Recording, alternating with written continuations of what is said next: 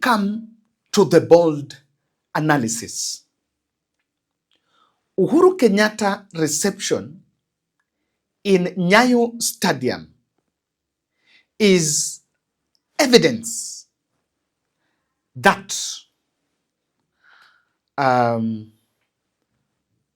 Kenya Kwanza might really find it rough if opposition voices come together, or rather if Uhuru's voice emerges prominent in the next election.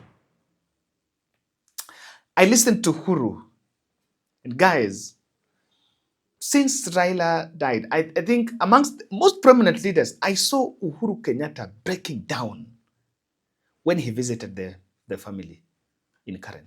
Alilia.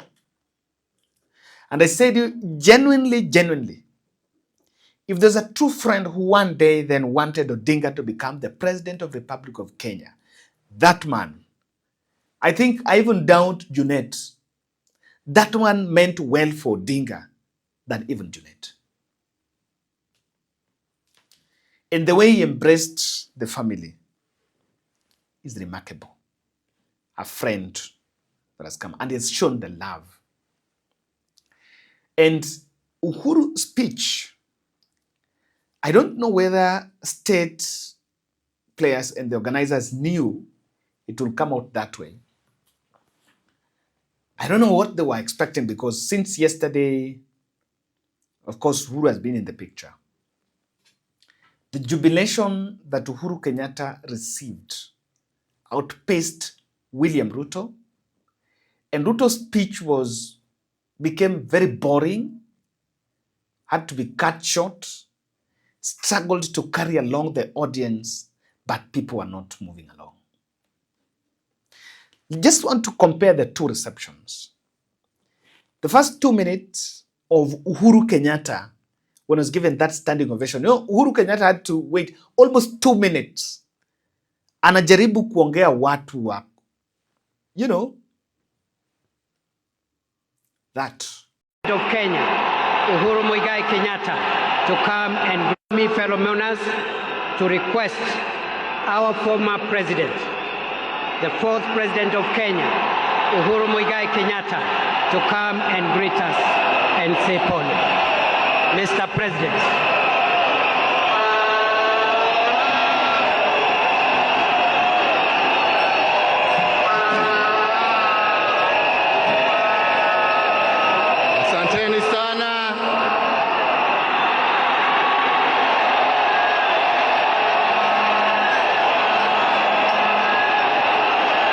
Asanteni sana.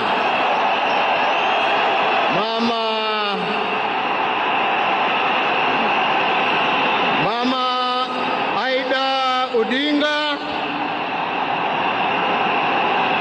Rosemary,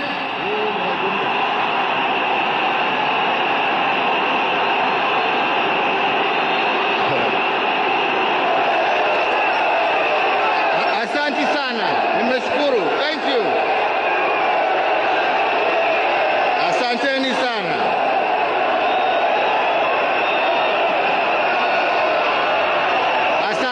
Asanteni.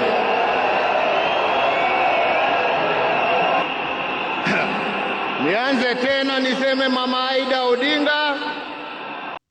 That was Uhuru Kenyatta. I just want to compare that with William Ruto reception.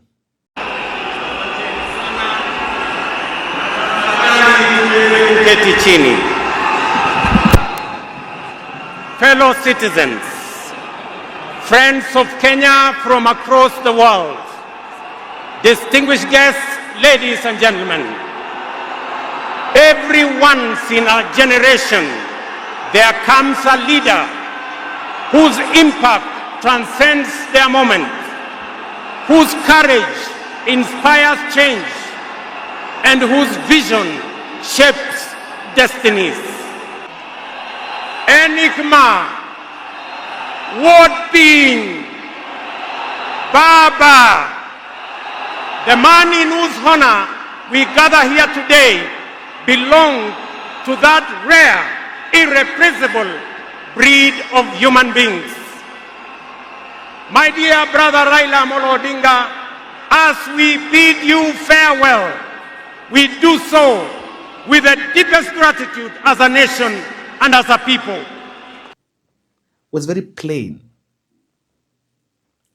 Mpaka, I think the MC, they realized.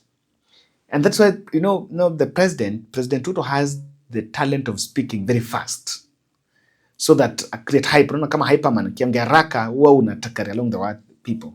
They even tried doing that Raila's best song. That is what brought people from their seats kidogo na wakarudi wakaka. Fellow monarchs, one of the Honorable Raila Odinga's favorite songs was Jamaica, Farewell by Harry Belafonte, a melody of longing and gentle sorrow. He often broke into a dance and with a big smile sang, round the Bay of Mexico, where... Thank you very much. Today...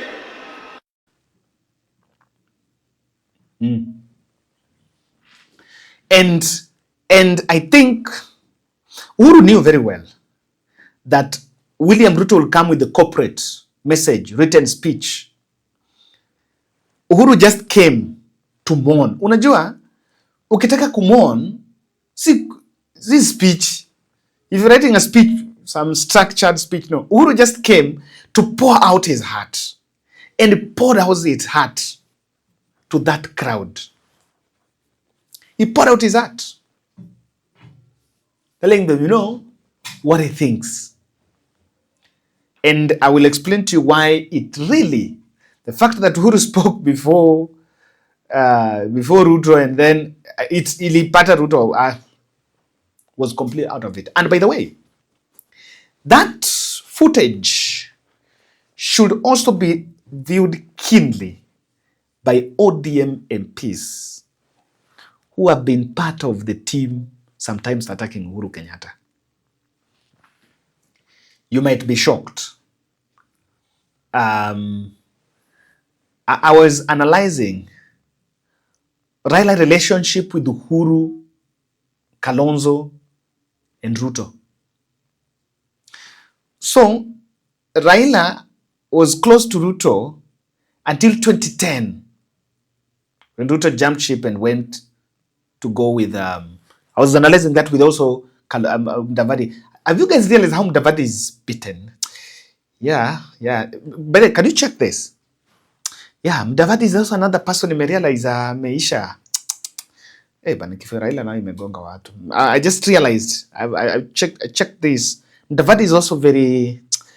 Yeah, Mudavadi is also very... if he's one person mwenye alikuanga... By then Raila alikuwa anampenda sana ni huyo. Some people will tell you that some people close to Baba say that Raila had a soft spot for that man. And that's why he was so disappointed when Mudavadi crossed over.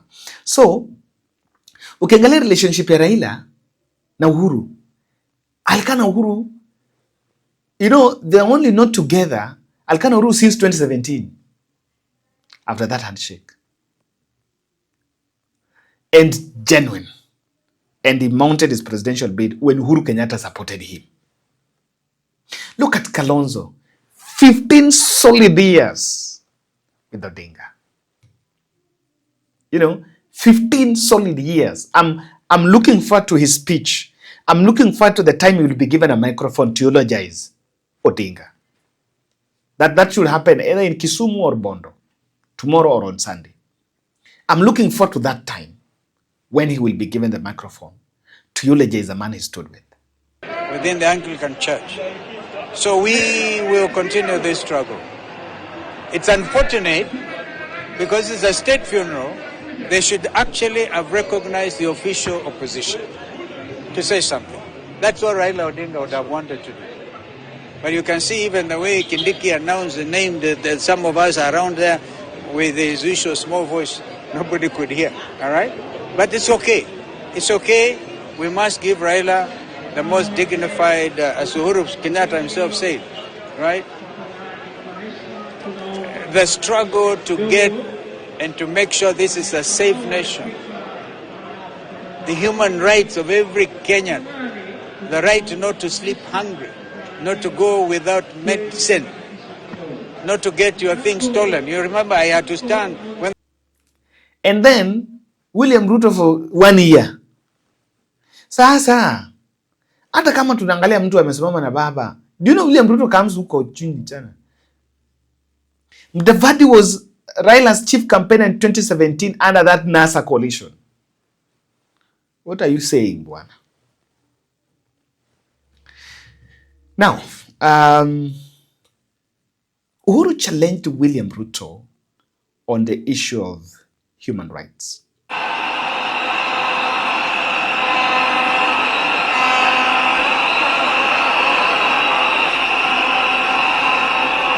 In short, nasema vipi? Nasema hivi. Raila ametuacha kimwili, lakini ndani za roho yetu, ndani ya spirit ya Kenya, ataendelea kuishi miaka na miaka tukisonga mbele.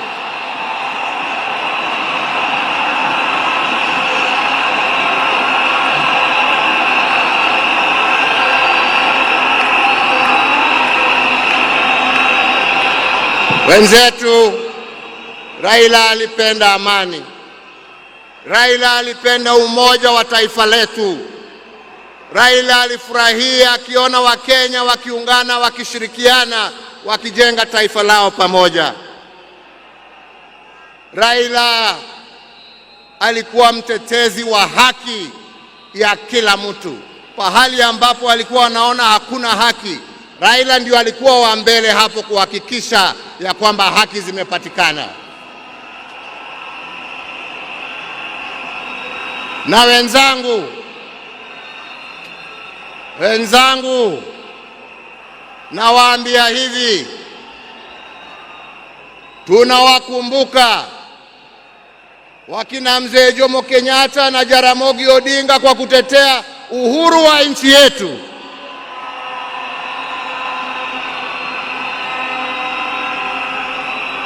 Na kila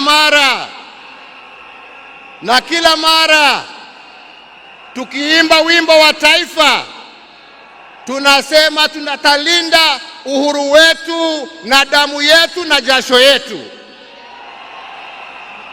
Leo hii tukiwa tunaaga baba yetu Raila Amolo Odinga, nataka pia tujiape ya kwamba hatutakubali kama Wakenya haki za kibinadamu, demokrasia na mambo yale yote ambayo Raila alitetea, hatutakubali yarudi nyuma.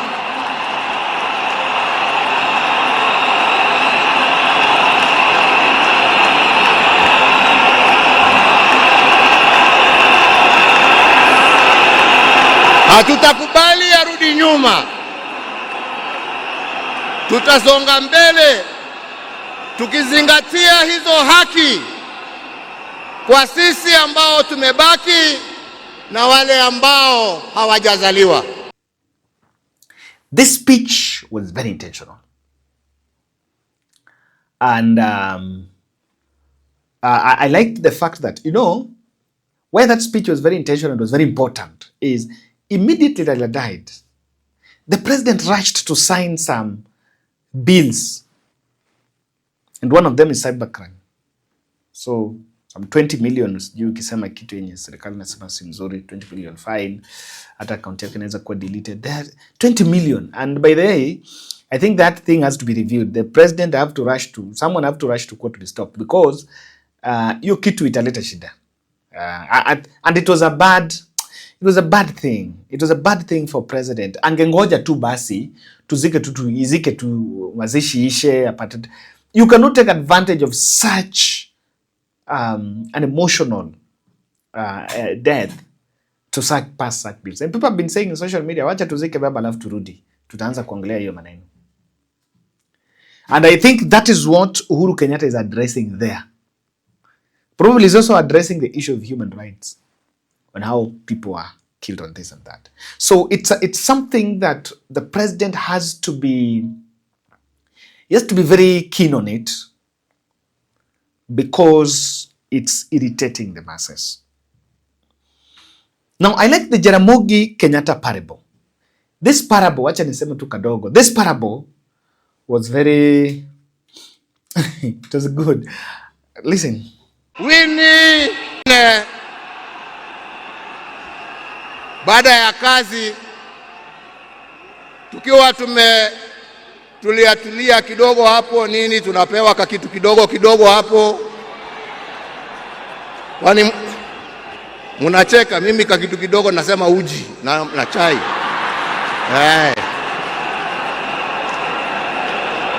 Lakini wakati tulikuwa tunapiga gumzo,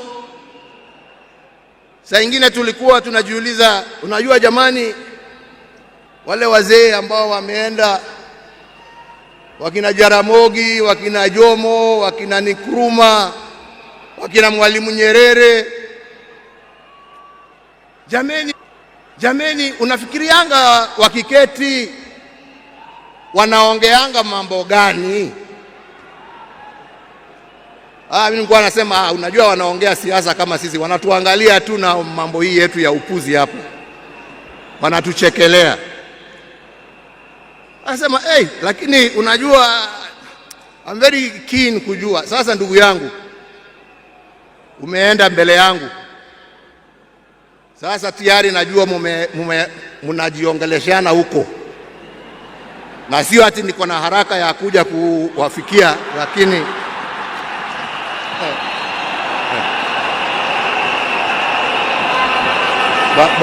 bado tunataka tutulie kidogo. Mwenyezi Mungu atusaidie, lakini najua wakati wetu tukifika utakuwa hapo kutuambia njia ya kutembea hizo mabarabara za huko.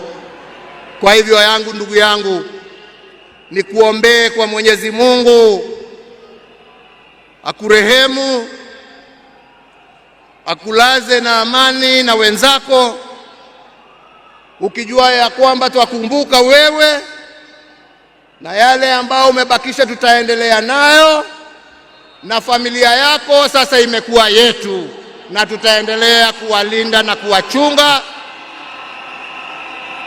na kusimama pamoja nao kwa wakati wote. Now, do you guys find out Uhuru is very real? Doesn't fake things. Doesn't seem like he's acting. He's very real. Anasema nakunywa kitu kidogo hapo. Of course. But the message is in the parable that what does they think about us? You know, that message was not intended to Raila. Raila is not listening. That message was asking government that are you doing, are the things you are doing pleasing our forefathers? Was it the foundation of what this country was built on? Or you are eroding the principles on which this country was built? That was his message, by the way, in that parable. And you need to understand, and he said it there, calling the people that even if Odinga is not there, Odinga is dead, but his spirit lives with us. You compare that to William Ruto's speech. He spoke for the shortest time. He spoke for the shortest time, and you will understand, you will feel the rush. I'm very sure kama watu wangekuwa wanachangamka, Ruto angeongea for long. Average time for his speeches is normally around 30 minutes. And he can even talk for 1 hour. But average time is normally 40 minutes. And did you realize that he was confined to the English corporate, the presidential speech. He didn't come out of the scripted one. And he didn't stay in that place for long, because we realized the boredom that was coming with it. At that point, someone was asking, who is the president? There's some factors that played out, apart from William Ruto. I'm going to explain to you in the next couple of minutes. I'm going to explain to you two aspects. what played out against Ruto in Nyayo, and why Uhuru Kenyatta received that rousing welcome, interpretation of Uhuru's rousing welcome. Now, there are things that played out against William Ruto. The first one is that bishop. The inject mood by the bishop was already in the stadium. And everyone was expecting you come and inject. And even Uhuru Kenyatta injected. So the injection mood was already there. And that caught him off guard. There was nothing else he was going to say. Because let me tell you, what do you think William Ruto will say that will excite that crowd? Angesema tuta. No? What? Let me just try to imagine. Just think outside the box. Amekufa. You see, the bishop injected. The crowd was on their feet. Uhuru Kenyatta spoke about rights. The crowd was in the feet. What do you think William Ruto would have said? Yenye ingeamsha the crowd. Anything? Anything? Eh? Maybe housing levy. Maybe say nimetoa housing levy. Maybe those ones. Or sha blah blah. So that played out against, and that was the bishop, Uhuru Kenyatta, and Raila family.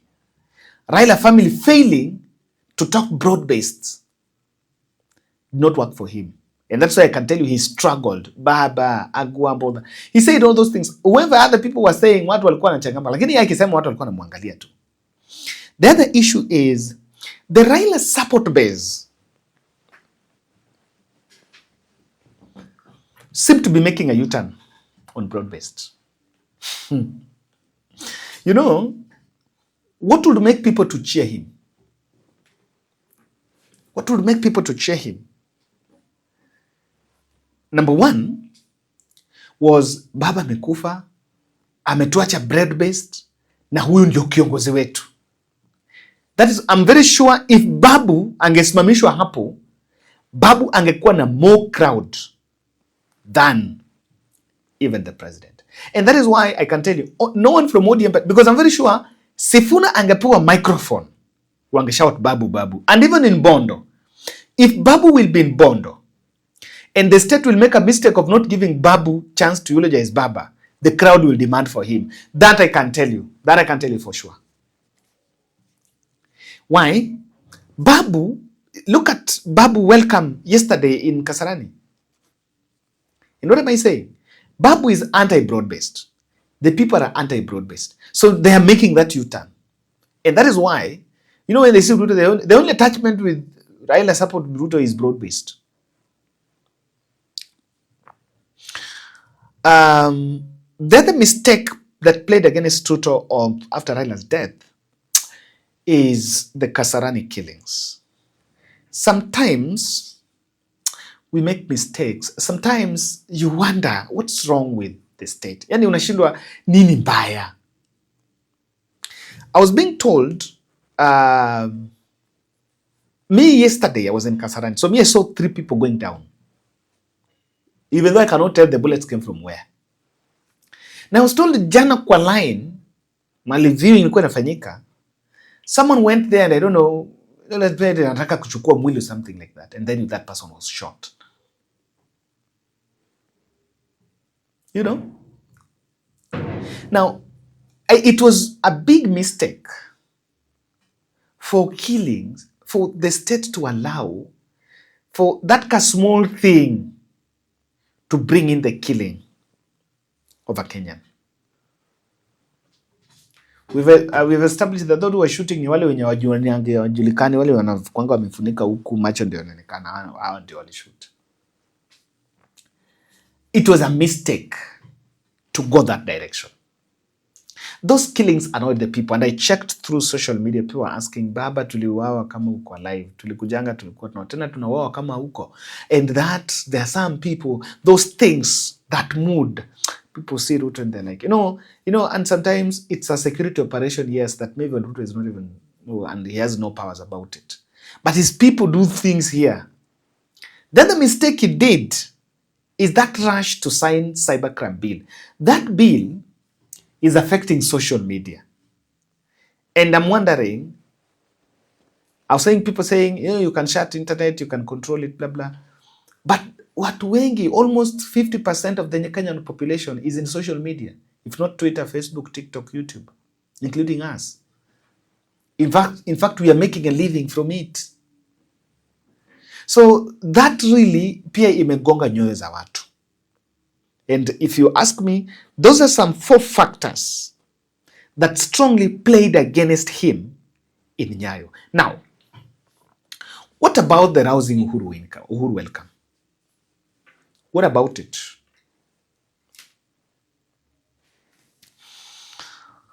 The public is seeing him as a key voice in the Kenyan politics after Raila. The Uhuru rousing welcome was organic in the sense that, remember that incident, that event was in Nairobi, Nyayo. I'm going to see what's going to be the reception on the other side. It was in Nairobi, Nyayo.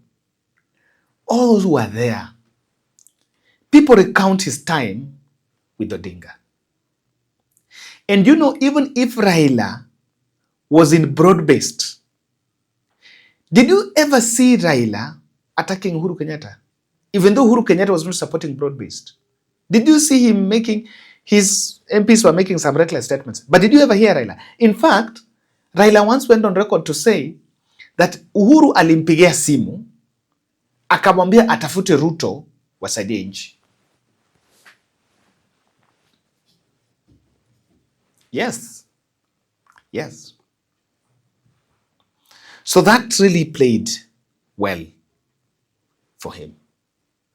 People see him as a voice, the continent. The other issue, and I think it also came through, is the Jaramogi. I think they have, I'm just making this. I've seen him around Raila family, the way he, mpaka his speech akasema kwamba watalinda watoto wao na watoto wao sasa ni wao watawasaidia, watakaa nao. Uhuru Kenyatta, or let me say Kenyatta family, have a good relationship with the Odinga family. Yes, and that is very clear from the way president has been around the family. That comes out clearly.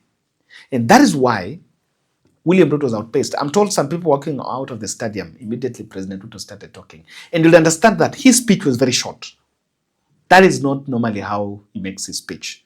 So ladies and gentlemen, thank you. That's my take. I'm coming back with a good analysis later in the day.